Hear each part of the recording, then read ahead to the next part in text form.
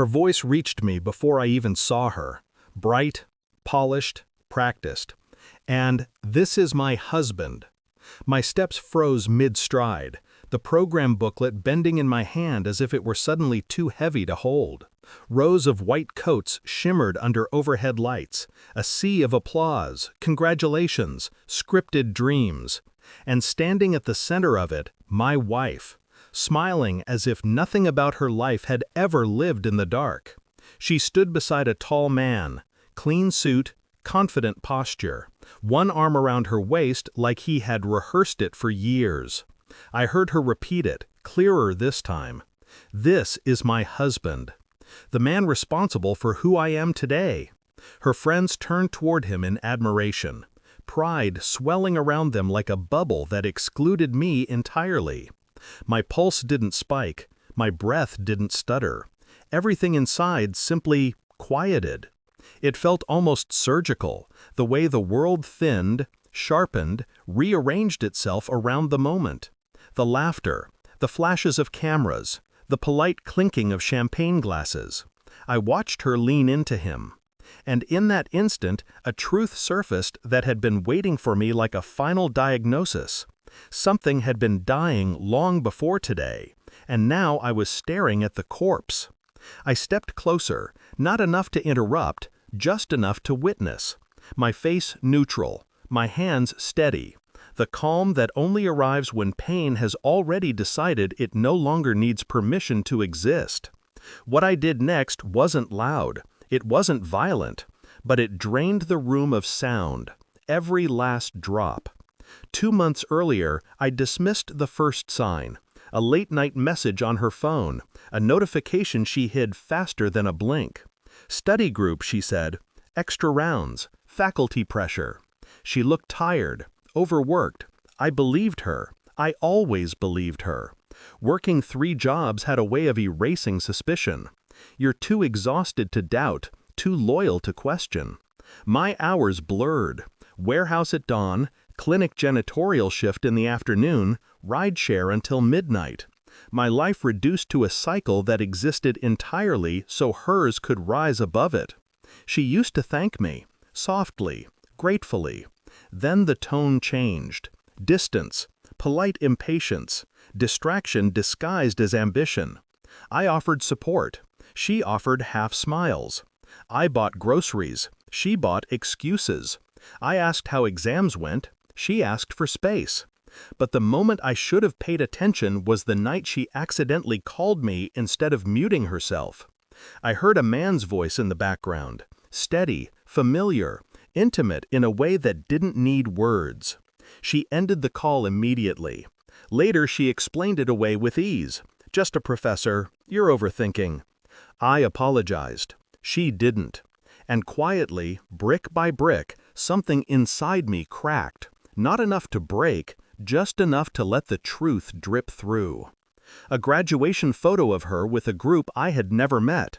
A dinner she said was with classmates, but the receipt I found in the laundry listed a reservation for 2. A medical textbook order paid through an account I didn't recognize. Her world was splitting, and I was holding only the half she no longer lived in. Still, I stayed silent. Silence, after all, is the sharpest instrument a betrayed man can hold. I didn't confront her. Confrontation is for people who want answers. I wanted the truth. So I traced the digital shadows she didn't bother to hide. Call logs, email backups, the soft footprints of someone too confident to cover their tracks. I wasn't looking for proof of love. I was looking for the absence of it. And I found it. Late-night messages with the same man whose voice I had heard. Shared Uber rides. Photos archived in hidden albums. One video, blurry, rushed, whispered, but unmistakably intimate. I saved nothing. I didn't need to. Truth has a way of burning itself into you. Then came the financials. Tuition payments she told me were delayed, mysteriously paid off early. A scholarship she claimed she didn't qualify for, suddenly credited. A line item from a private sponsor. His name attached to all of it. He wasn't just in her life, he was financing it. While I worked myself past exhaustion, he carried her future as if offering her a throne. She let him, and she let me bleed. I watched her leave earlier each day, return later each night. Whenever she smiled, it was never toward me, but toward some distant place she thought I'd never see. But I saw everything. And the more I discovered, the quieter I became.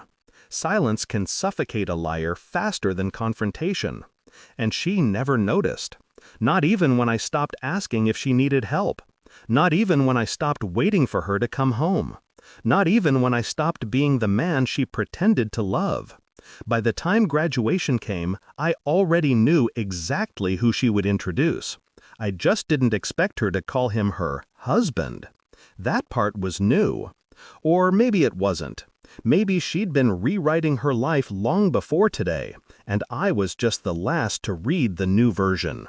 When she finished her introduction, she finally noticed. Uneasy. I didn't answer. I simply handed her a small sealed envelope. Her hands shook before she even opened it. Inside was the withdrawal confirmation. Every tuition payment, every loan I had taken, every installment I had covered over the years. All reversed, zeroed out, removed from her record due to duplicate sponsorship. His sponsorship. The truth she hid now sat in her trembling fingers. Her eyes jumped to mine, wide, cornered, exposed. Why did you? How did you even? I didn't blink. You don't owe me an explanation, I said calmly. You already gave it today. Her husband stepped forward, confusion tightening his jaw, but I barely glanced at him. This wasn't his moment. It was hers, and she was breaking. Quietly, beautifully, like someone finally realizing the world she built was held together by a man she thought she had already replaced. I walked toward the center of the hall, toward the microphone she had used moments earlier for her speech. People watched, curious, confused, expecting something warm, something proud. I offered none. Instead, I cleared my throat and said one line. I'd like to congratulate the man who paid for her future. She never told me his name.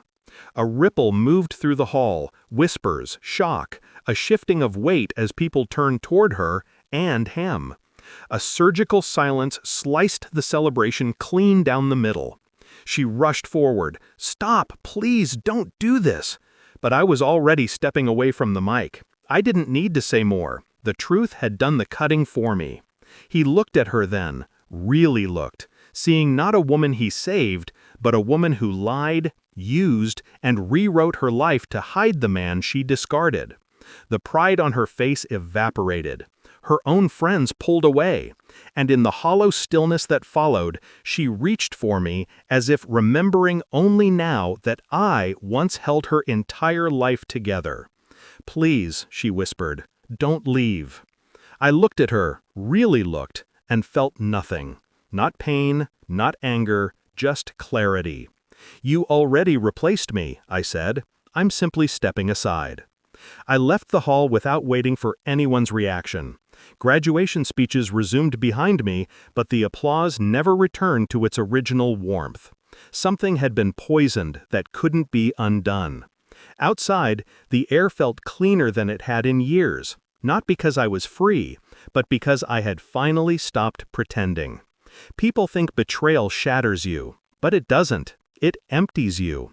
And in that emptiness, truth settles like cold air on open skin, sharp, honest, undeniable. I didn't look back when I heard her calling my name. I didn't need to. Some stories don't end in confrontation. Some end in understanding. She chose him, but today she learned the cost. And as I walked away, quiet, steady, finished, I realized something simple. I may have lost a wife, but she lost the man who made her future possible. And that loss is permanent.